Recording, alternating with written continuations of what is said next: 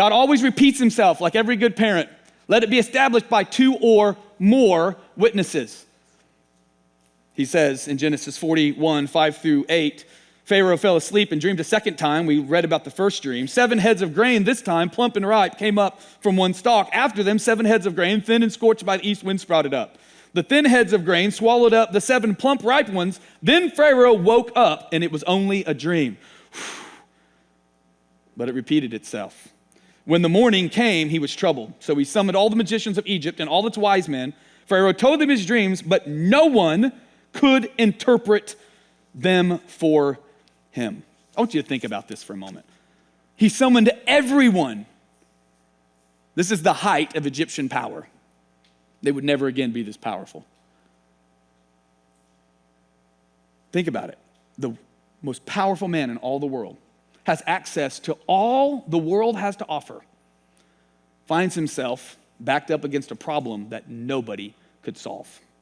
Though Pharaoh was the mightiest man on earth, he was helpless to understand his own dream. Here's the principle. Money, power, worldly success may gain you many things, but it avails nothing in the realm of the spirit. Something was revealed to Pharaoh.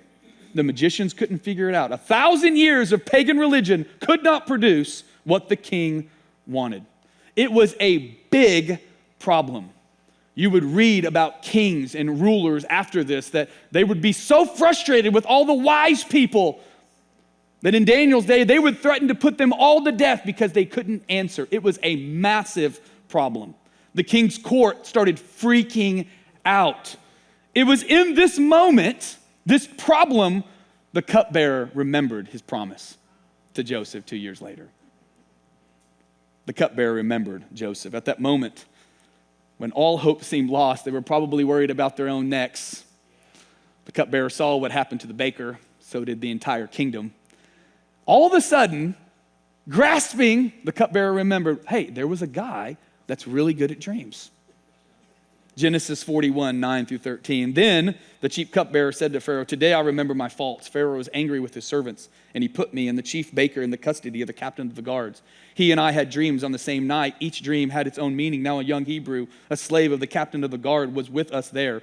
We told him our dreams. He interpreted our dreams for us, and each had its own interpretation. It turned out just the way he interpreted them to us. I was restored to my position, and the other man, who shall not be named, was hanged.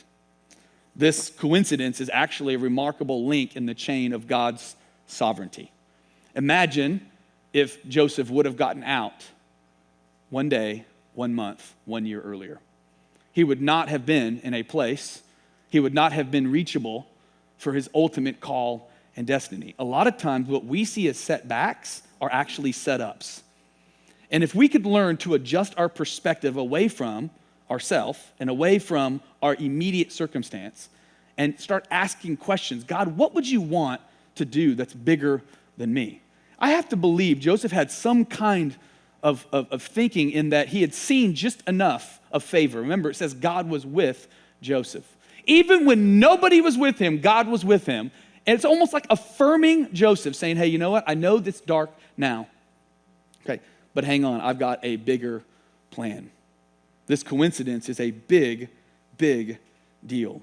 This is interesting too. I thought about this as we were doing our run through, making sure the slides and everything were right. I started thinking about this here. Something that Pharaoh would have also done right away is verify who Joseph was. Notice it still says that he was the slave of Potiphar, the king of the captain's guard. Another telltale sign that Potiphar did not believe his wife, but did not have the guts to be truthful about it. Pharaoh would have went to one of his most trusted people and said, hey, what do you know about this Joseph fella?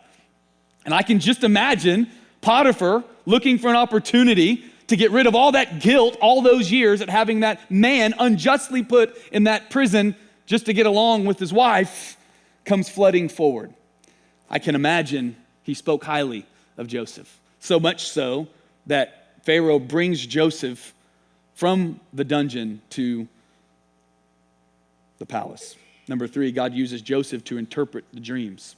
Genesis 14 through 15. Then Pharaoh sent for Joseph, and they quickly brought him from the dungeon.